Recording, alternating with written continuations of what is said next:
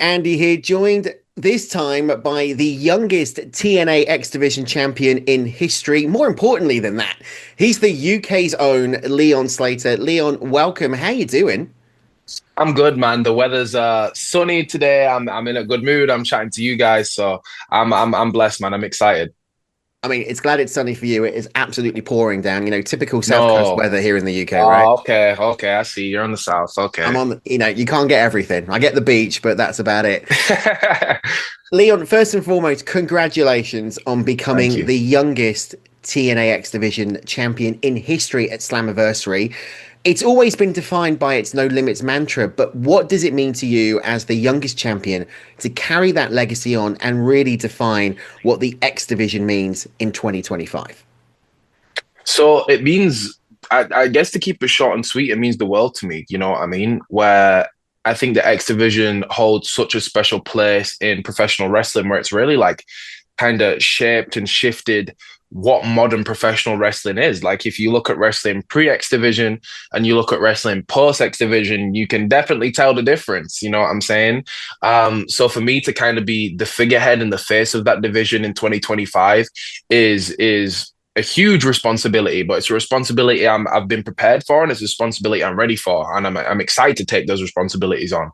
Um, so not only is does it come with living up to the expectations of the legends that have held this before me and the crazy lineage that the X Division belt has had.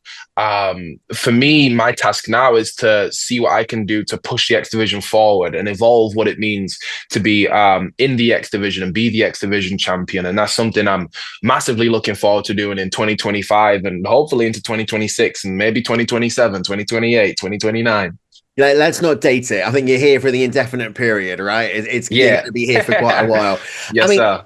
one of the things that really kind of must have given you goosebumps at Slammiversary was when the phenomenal AJ Styles returned home, returned back to TNA, and gave you the rub, so to speak. I mean, what was going through your mind in that moment? Can you describe what it meant to you and what it felt like to have it?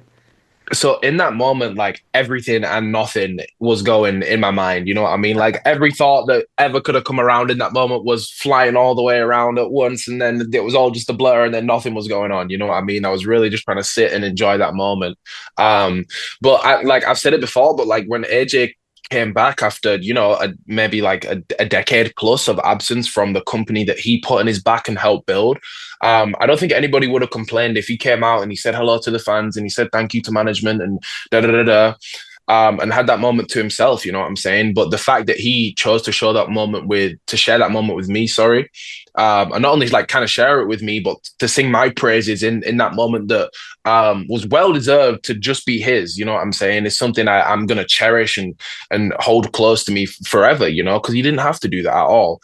That and for that to come after I made history and became the youngest X Division champion of all time, it's I've said before, like my whole goal in TNA is to make these moments and make these matches that are going to live forever and people are going to talk about like long past when I'm gone and when I'm maybe gone from TNA and gone from this planet, you know what I mean?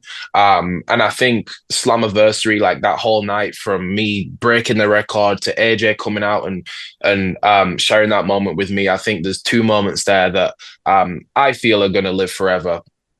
I mean, it's going to be looking back on the top 100 moments of professional wrestling and seeing that, and you're Yeah, going to be there. I mean, that's a major thing to have for your it's wrestling. huge. It's Absolutely. huge, man. It's huge. And especially at this point in my career as well, where like Yeah. I definitely have more in front of me than I do behind me. You know what I'm saying? Like I still have so much to learn and to complete in wrestling. For this to happen at this stage is extremely special.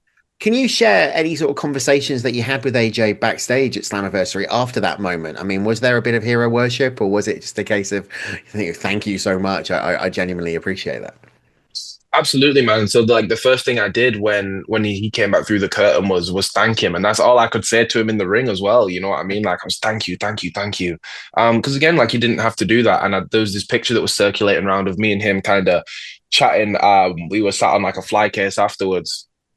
Um, and he was super gracious with his time there as well. You know, where like he was sharing um would like his thoughts on the match with me, which obviously I massively appreciate. But I think the coolest thing for me was kind of all the real life knowledge that he gave me, and all the different ways that wrestling can lead you, and how to deal with those different paths, and how to keep your feet on the ground no matter how high your head goes into the clouds with all the success and cool moments. That was his big thing of like preaching, just to stay true to who you are, which is something I'm a big believer in anyway. You know what I mean? But for him to say it, and kind of get that validation, and to know that everything that I've been not preaching, but everything that I've been practicing for sure is the right way to do things, is something that was an extremely cool moment for me. And I think again, like, something that's even cooler than that is that whole moment, and that whole day really is capitalized into this documentary we've put out on TNA Plus called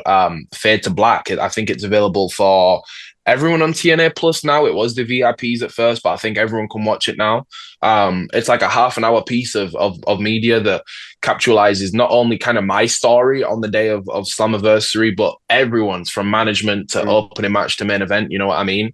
It really is an incredible piece, man. And me and AJ and the story with me and Moose is a vocal point of that. So for me to be able to watch that back and have that almost immortalized in that way, that's the stuff you show your kids and your grandkids when they grow up. So it's very special. Well, that, of course, is Slammiversary Fade to Black, which is available, as you quite rightly said, Leon, on TNA Plus. Now, if you're in the UK and Ireland, you have got your own bonus code for 30 Yes, I do. days free, a month free, and that's Leon YIC. So the code is Leon YIC, and you can get 30 days worth of TNA Plus if you're in the UK and Ireland, which is a great thing. You've talked a lot about Slammiversary and AJ. Was it an extra pressure knowing these cameras were following you doing this documentary, as well as preparing for like one of the biggest matches in your career at that point? So I think for me on that day, like, it was something, like I said to my friends when they asked about it in it, but like they were like, "Oh, what was the day like?" And it was almost like when people say, "Oh, when you get married, it's going to be the best day of your life. When you have kids, it's going to be great." You know what I mean? I always knew Slammiversary was going to be special, but it was always this like super far off thing that never really felt real. And it was like, oh yeah, when that happens, it'll probably be really cool. You know what I'm saying? And then on the day, and it was finally here, I was like, I imagine it's a similar feeling to when your first child is born, and like, oh my God, I've been waiting 9 months for this thing and it's finally here. Like, what do I do now? You know what I'm saying? So on the day, when the moment arrived, I tried to stay as focused as I can, you know what I mean? And like, the way that TNA has been operating recently, especially like with the growth and the kind of upwards trajectory that we've been on, there's always cameras, and there's always people kind of getting that sneaky angle from behind. You know what I mean? And I actually had no clue that Fade to Black was being made on the day. I had one of the greatest guys in our production team, George, followed me around for a little piece that we were doing, like just on my story. But there were so many cameras around that day. Honestly, I didn't really take notice. But there was already huge amounts of pressure going into Slammiversary, so I'm kind of glad that I didn't notice, because they definitely would have added some more if I did. There's a lot of pressure on 18-year-old shoulders. I don't envy you. I don't think I could have done that. One of the things, we're going to talk about Bound for Glory in just a second, because some major historical news coming out about Bound for Glory. But I want to get your take on this incredible partnership that's happened in 2025. And that's, of course, NXT and TNA. I mean, it's creating some buzz. You've got Trick Williams as the TNA champion, JC Jane as the Knockouts champion. As the youngest X Division champion in TNA history, do you see it as a chance to really showcase that the X Division is the best division in pro wrestling? And are there any opponents in NXT you want to face right now? 100%, man. I think, like you said, with Trick and JC kind of holding the position that they do right now, I think it's not only on my shoulders, but on the other like TNA champion shoulders. So that's the Hardys, it's Macklin, you know what I'm saying? To really kind of hold the line, like we said the other week on Impact, in fact, and represent TNA as a brand, you know what I mean? And that's something I've been extremely proud to do, you know. And as far as NXT goes, I'm sure there's a lot of people that people would want to see me mix it up with. But honestly, man, I'm open for any and all challenges, right? Whether you're a very proud Canadian at the minute, or whether you're a Saint, or whether you're a young OG, or any of them boys can get the work. You know what I'm saying? The X Division, I'm ready to make some more history, man. I'm already the youngest of all time. Maybe I go after the most offenses in one reign. Maybe I go the most offenses on another promotion. Maybe I go for the longest reign. You know what I'm saying? I'm a record breaker. I'm a moment maker, and I'm ready to make some more history, man. I want to play the Record Breakers theme song. You're most likely too young to remember what that is, but some UK listeners will know it. I expect Size in the back laughing his head off there. Let's talk about Bound for Glory, because it is TNA's biggest show of the year, and we've already heard that it's the biggest pre-sale of tickets in TNA history, which is amazing when you consider how long the organization's been running for, and the level of stars that have gone through that door. What does that fan support and that buzz mean to you as a champion? It's very, very exciting. And again, it's another thing that kind of validates all the work that we've been putting in. You know what I mean? TNA is one of the biggest promotions in the world, but I don't think it's a secret that our team isn't as big as the other teams that are kind of operating on our level. You know what I mean? So it is a very much like boots on the ground, and everybody really needs to put in their part to make this thing work. You know what I mean? So every time we hit another milestone, like, to go back to Slam for a second, having those 7,000 plus people in UBS is huge for us. And then riding off the back of that, we keep that momentum going into Bound for Glory, where we've had the biggest pre-sale ever. So it's very, very validating as a member of that team, and a proud member of that team. I think for all of us, that the work we're doing is being seen, and it's being rewarded with these cool opportunities to rock out these big arenas and bring more names in, and bring more eyes to our product that we care so much about. I mean, you took the UK scene by storm, Rev Pro, York Hall, multiple promotions over here. How have you found the transition from the UK scene to the US scene?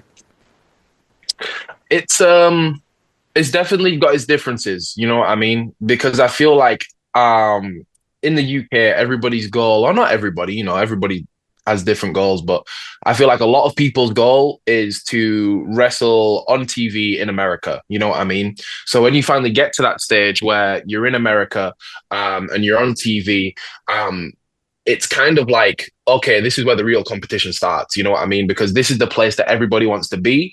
I'm finally here now. And it was almost a thing of like, I'd got to the point in the UK where I like to think I was considered one of the top talents. You know what I mean?